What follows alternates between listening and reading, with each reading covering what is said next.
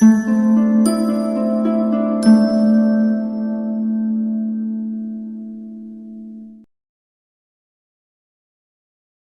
मुंह बड़ी बात करने वाला शेखर, अपने अहम के सामने दूसरों को बौना समझने वाला शेखर, शिक्षा के नियमों के प्रति विद्रोह, जीने के सामान्य नियमों के प्रति घोर विद्रोह, जीवन के यथार्थ से जब शेखर का विद्रोह टकराता है तो आखिर नतीजा क्या होता है।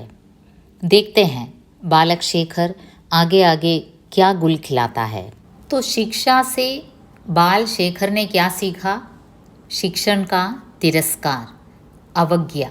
पर उन दिनों भी उसने बहुत कुछ सीखा, और सीखा इतने दृढ़ मनोनियोग से कि उस शिक्षा की छाप उसके मानस पट के रेशे रेशे पर पड़ी हुई है और मिट नहीं सकती।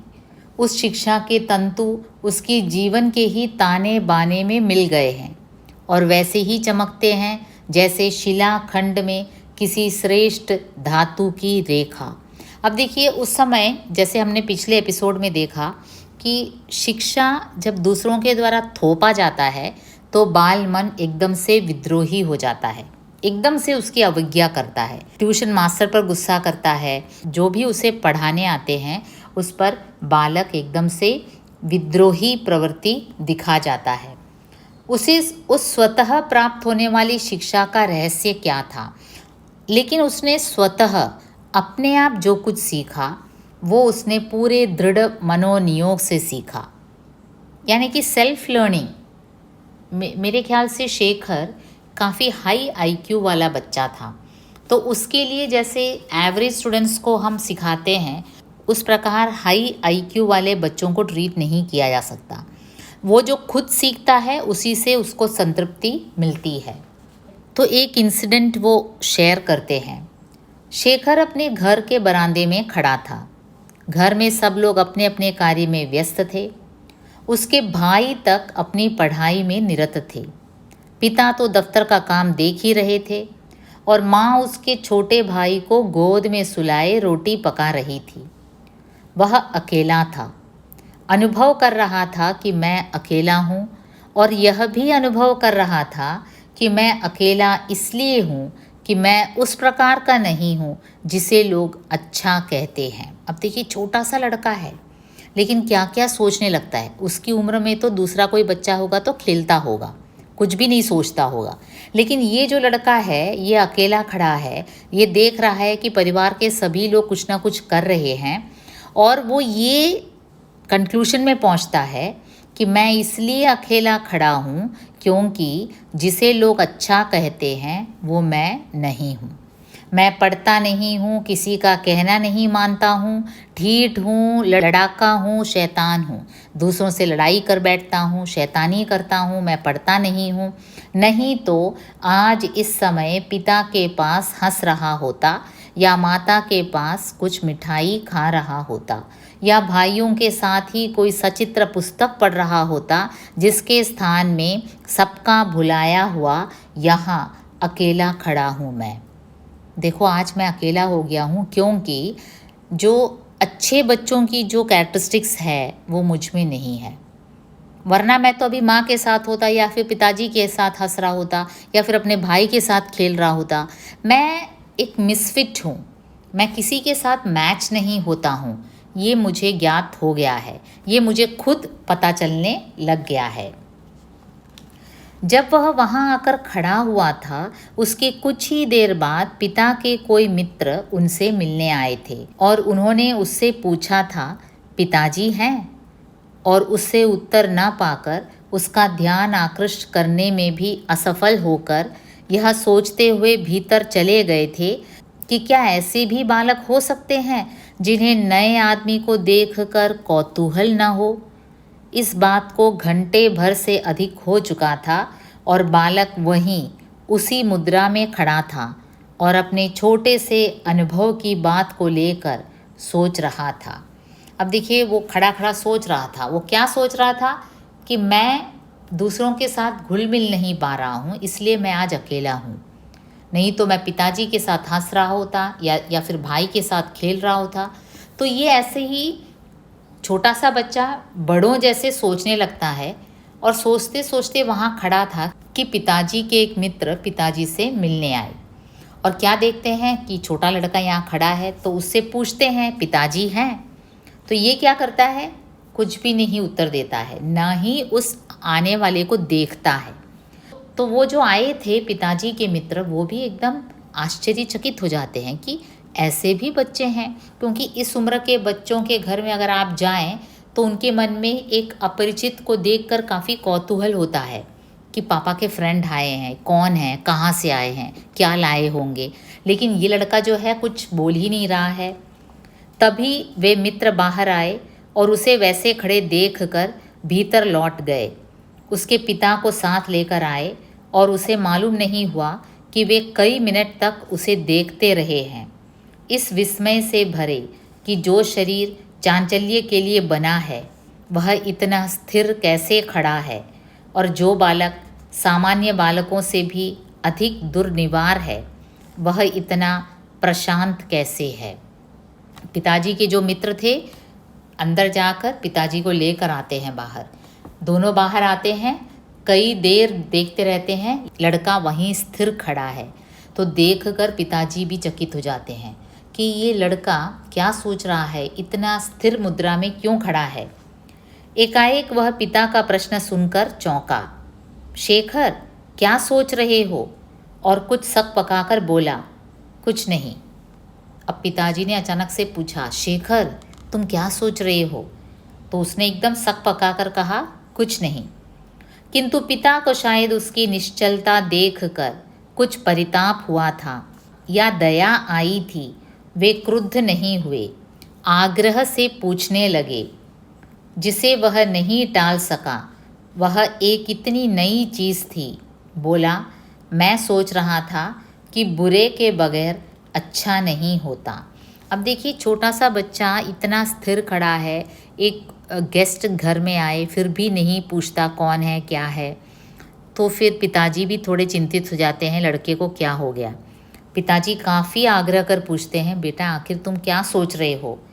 तो अंत में बालक शेखर कहता है कि पिताजी, मैं सोच रहा था कि बुरे के बगैर अच्छा नहीं होता। कोई अच्छा है ये कहने के लिए बुरे भी होने चाहिए, तभी तो आप कंपेयर कर सकते हैं कि बुरा कौन है, अच्छा कौन है। वे एकाएक समझे नहीं, पिताजी की भी समझ में नहीं आया। बोले, क्या मतलब? लोग बुरे को देखते हैं तभी उन्हें पता लगता है कि क्या अच्छा है। बुरा नहीं हो तो क्या पता लगे कि अच्छा क्या है। अब देखिए, शेखर कहते हैं, भाई यहाँ इस संसार में बुरे लोगों का भी होना उतना ही ज़रूरी है। बुरे को देखेंगे तभी तो पता चलेगा कि अच्छा क्या है। वे दोनों क्षण भर स्तब्ध रह गए, एक दूसरे की ओर देखते रहे। फिर पिता ने शायद यह सोचकर कि छोटे मस्तिष्क के लिए बड़ी समस्या का आकर्षण अच्छा नहीं हो सकता, उससे कहा, चलो अंदर चलकर खेलो कूदो, बड़े होकर ये बातें सोचना। यद्यपि यह डांट कर नहीं, किंचित सराहना के स्वर में। अब देखिए, जब छोटे बच्चे ज़रूरत से ज़्यादा मैच्योर बातें करने लगते हैं तो माता पिता चिंतित हो जाते हैं। उम्र के हिसाब से ही अगर बच्चे बढ़ते हैं तो ठीक है। छोटी उम्र में शैतानी करते हैं, ओके। थोड़े बड़े उम्र में थोड़े सीरियस हो जाते हैं, ओके। लेकिन छोटी उम्र में ही सीरियस हो जाना ये अच्छी बात नहीं है। और देखिए, छोटा सा बच्चा ऐसे कह रहा है कि बुरे का होना भी उतना ही ज़रूरी है जितना अच्छे का होना। इसके बाद उसके पिता उसके विषय में चौकन्ने रहने लगे। जब भी उसे अकेला या विचारशील पाते तो उसे खेल में लगाने या किसी बात की ओर आकृष्ट करने लगते। उसके बाद पिताजी भी काफ़ी डिस्टर्ब्ड हो गए। जब भी वो देखते हैं कि लड़का अकेला है तो कुछ ना कुछ उसे एंगेज करने के लिए करते रहे। उसने अब देखा उसे एकांत बहुत कम मिलता है। यद्यपि वह यह भी समझता रहा कि वह है अब भी अकेला ही, बल्कि इस अनभ्यस्त सजगता ने उस अकेलेपन को और भी विशिष्ट कर दिया है। अब देखिए, पिताजी ने भी यह ध्यान रखना शुरू किया कि लड़का अकेला कम ही हो, क्योंकि अकेले में ये कुछ ज़्यादा ही सोचता है। इसके 2-4 दिन बाद ऐसी घटना फिर घटी। वह फिर वैसे ही वहीं खड़ा था, सामने के कमानों की ओर देखकर एक और समस्या पर विचार कर रहा था जो उसी दिन प्रातःकाल उठी थी, जब उसे प्रार्थना करना सिखाया गया था। वह उन मकानों को देखकर सोच रहा था, ये सब ईश्वर ने क्यों बनाए होंगे, कैसे बनाए होंगे। अब देखिए, ये सोचता है कुछ मकानों को देखकर, कुछ बिल्डिंग्स को देखकर कि इन सभी बिल्डिंग्स को ईश्वर ने क्यों बनाए होंगे भला, कैसे बनाए होंगे। तभी उसके पिता ने आकर पूछा, फिर क्या सोच रहे हो। उनके पीछे माता भी थी, वे भी उत्तर की प्रतीक्षा करने लगी। उसने गंभीर स्वर में कहा, ये सब मकान किसने बनाए। माता हंसी, बोली, लोगों ने, और किसने। उन्होंने शायद सोचा यह बालक खपती है, पर इसको बहलाए रखना ठीक है। अब माता को लगा कि ये तो बस यूं ही, कुछ बच्चे होते हैं ना, यूं यूं प्रश्न पूछते रहते हैं, लेकिन फिर भी उत्तर तो देना ही है। तो इसलिए माता ने कहा कि लोगों ने बनाए बिल्डिंग्स, और क्या, तब ईश्वर ने तो नहीं बनाए। बालक ने कहा तो प्रश्न के तौर पर, किंतु इसमें एक अविकल्पता थी, मानो वह किसी पहले पूछे जा चुके प्रश्न का उत्तर है। यानी कि बच्चा जानना चाहता था कि ये सब, इन सब का निर्माता वास्तव में ईश्वर है या नहीं। क्योंकि बच्चों को सिखाया जाता ना है कि पूरे संसार को किसने बनाया है, भगवान ने बनाया है, भाई ईश्वर ने बनाया है। तो बच्चा उसे प्रूव करना चाहता था शायद। माता पिता ने संभ्रांत दृष्टि से एक दूसरे की ओर देखा। बालक ने वह दृष्टि भी देखी। तब पिता बोले, आओ मैं समझाऊं, ईश्वर ने ही बनाए हैं। अब देखिए, लोगों ने बिल्डिंग बनाए हैं तो बच्चा शायद सोचेगा कि ईश्वर शक्तिशाली नहीं है, ईश्वर नाम का कोई शक्ति है ही नहीं। इसलिए माता पिता ने उचित समझा कि बच्चे को ठीक तरह से समझाया जाए। बालक उनका अनुसरण करता हुआ भी यह सोचता रहा कि अगर इस प्रश्न का हल इतना सुगम और निश्चित है, तब उस संभ्रांत दृष्टि का कारण क्या है, वह क्यों। अगर ईश्वर ने ही ये सब बनाया है तो माता पिता आपस में ऐसा क्यों देख रहे थे। शेखर का बाल मन काफ़ी जिज्ञासु है।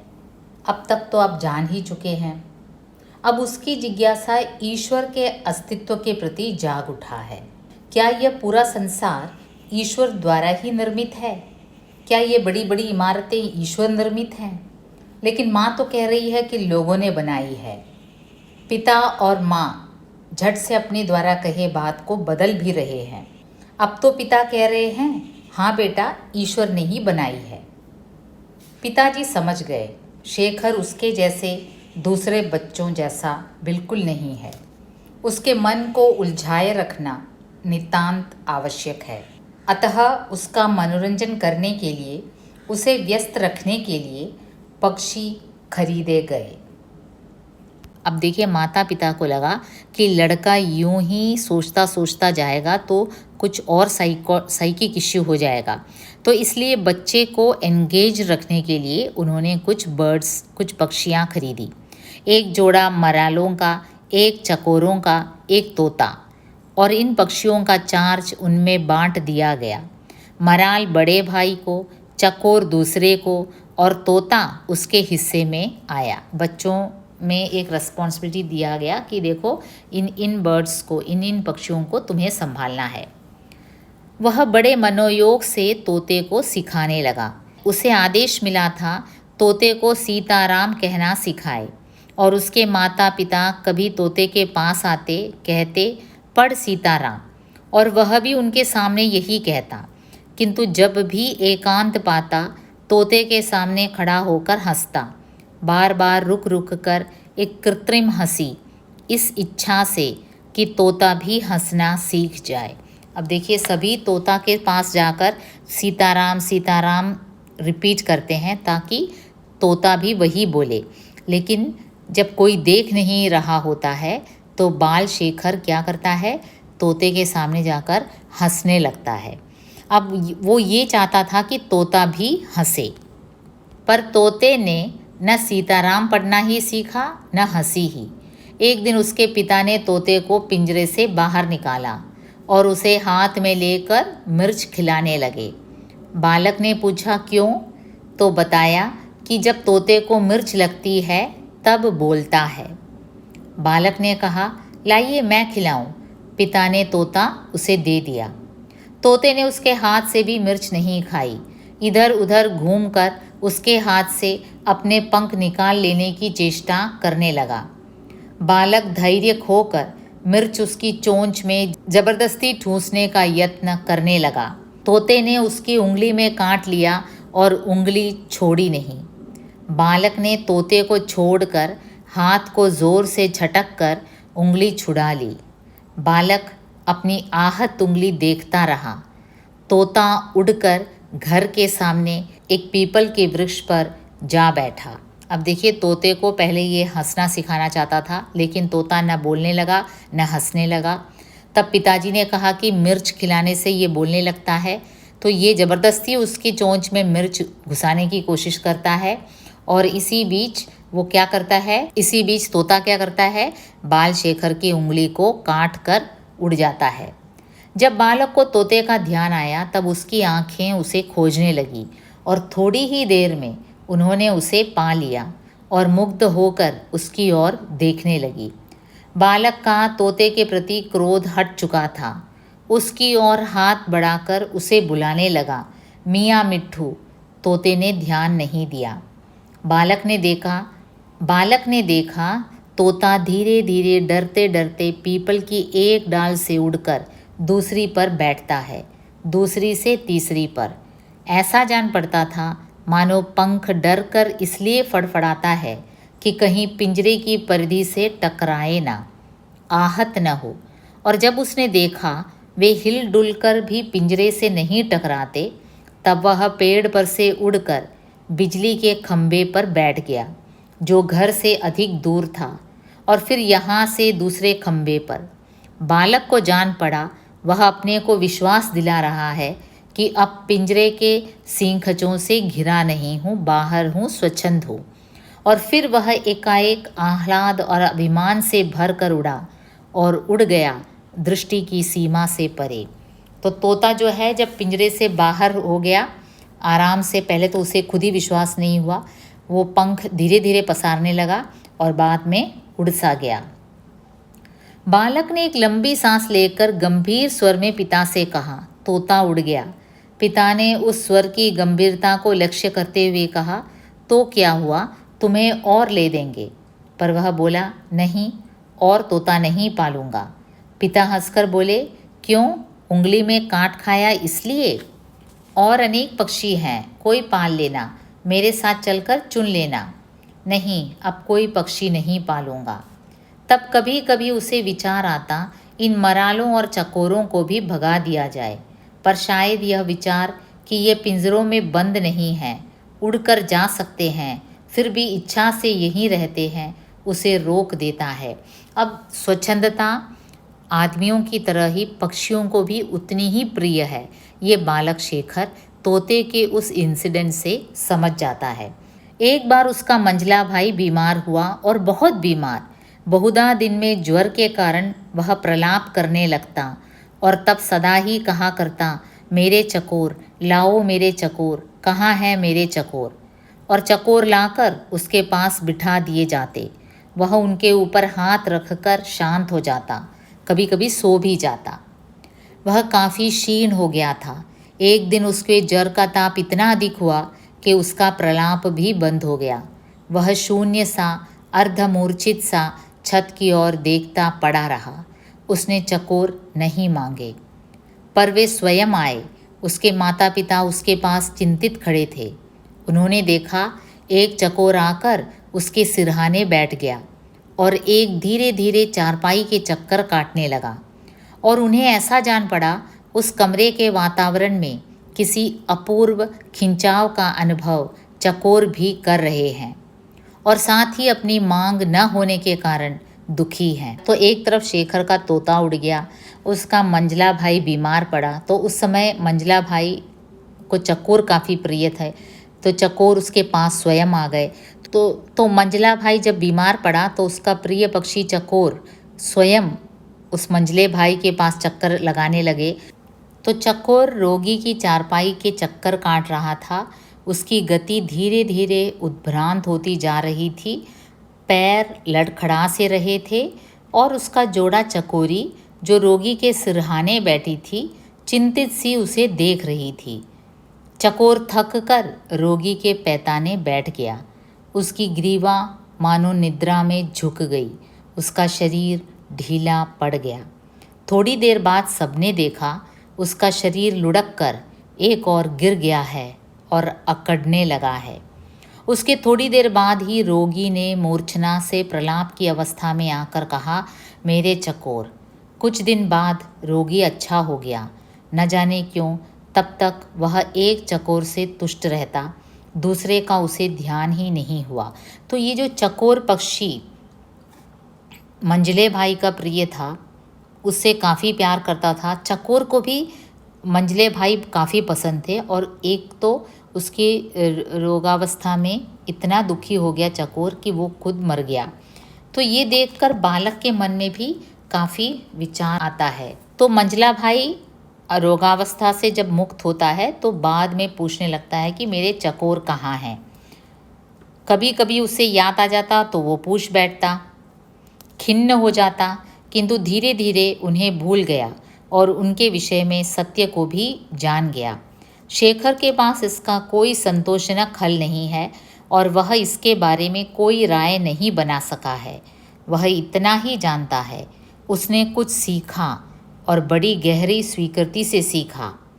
क्या सीखा यह भी वह नहीं बता सकता। शायद विश्वास, शायद निष्ठा, शायद पता नहीं क्या। मरालों का क्या हुआ उसे याद नहीं, शायद वे भी दे दिए गए। ये पक्षी शेखर के जीवन से निकल गए। उसके बाद घर में और पक्षी भी नहीं लाए गए, किंतु क्या शेखर के मन से वे निकल गए? शेखर ने देखा उसके संसार के अलावा एक और संसार है। तो जब हम घर में चिड़िया पालते हैं या फिर जानवर पालते हैं, कुत्ते पालते हैं, तो घर के जो बच्चे होते हैं वो भी उससे बहुत कुछ सीखते हैं। हालांकि हमें उस समय नहीं पता चलता, माता पिता जस्ट एंटरटेनमेंट के लिए पेट एनिमल्स को लाते हैं घर में, लेकिन शेखर ने उन पक्षियों से बहुत कुछ सीखा। क्या सीखा? कि हमारे संसार के अलावा, यानी कि मनुष्यों के संसार के अलावा भी अलग एक संसार है जिसमें पक्षी रहते हैं, जिसमें स्वच्छंदता है, जिसमें विश्वास है, जिसमें स्नेह है। ओके, जो आपसी स्नेह है, जिसमें विश्वास है, ये दूसरे जीवियों में भी है। जिसमें सोचने की या खेलने की अबाध स्वतंत्रता है, जिसका एकमात्र नियम है वही हो जो कि तुम हो। लेकिन देखिए, पक्षियों में और जानवरों में उनका जो एनिमल इंस्टिंक्ट होता है, उनका जो जन्मसिद्ध जो स्वभाव होता है, वो मृत्यु तक उसी को लेकर घूमते हैं, है ना। कुत्ता कभी नहीं बदलता, बिल्ली नहीं बदलते, पक्षी नहीं बदलते। केवल मनुष्य ही एक ऐसा जीव है जो अपने जो इंस्टिंक्ट के विरुद्ध जीता है। जो वो करना चाहता है या तो समाज करने नहीं देता, या फिर खुद ही काफ़ी डिसिप्लिन्ड होकर वो नहीं करता। तो ये सब बच्चे ने सीखा पक्षियों को देखकर, और वह संसार उसके लिए एक स्वर्ग, एक अत्यंत वांछित स्वप्न हो गया। उसकी कुल यंत्रणाओं से उन्मुक्ति का द्वार, उसके अकेलेपन में उसका सहारा। देखिए, वो तोते से क्या सीखता है। उस तोते की तरह वह भी पंख नहीं फड़फड़ाता कि पिंजरे से चोट न लगे, क्योंकि वह भी अनुभव से सीख चुका है कि चोट लगती है। पर क्या उसकी आत्मा भी बद्ध है? क्या उसके भी चोट लग सकती है? क्या वह भी पंख नहीं फड़फड़ा सकती? तोता आज़ाद होने के बाद भी डर डर कर उड़ता था, क्योंकि उसे लगता था कि कहीं पिंजरे से उसके पंख न टकरा जाएं। उसी प्रकार शेखर भी सीख गया कि अपनी इच्छा के अनुसार पूर्ण रूप से पंख पसारा नहीं जा सकता, समाज उसे पसारने नहीं देगा। माता पिता पसारने नहीं देंगे, गुरुजन पसारने नहीं देंगे, समाज के दूसरे लोग भी वो सब मुझे नहीं करने देंगे जो मेरा मन करने को कहता है। तो शेखर के बाल मन से हम फिर परिचित होंगे अगले एपिसोड में। जुड़े रहिए, मस्त रहिए।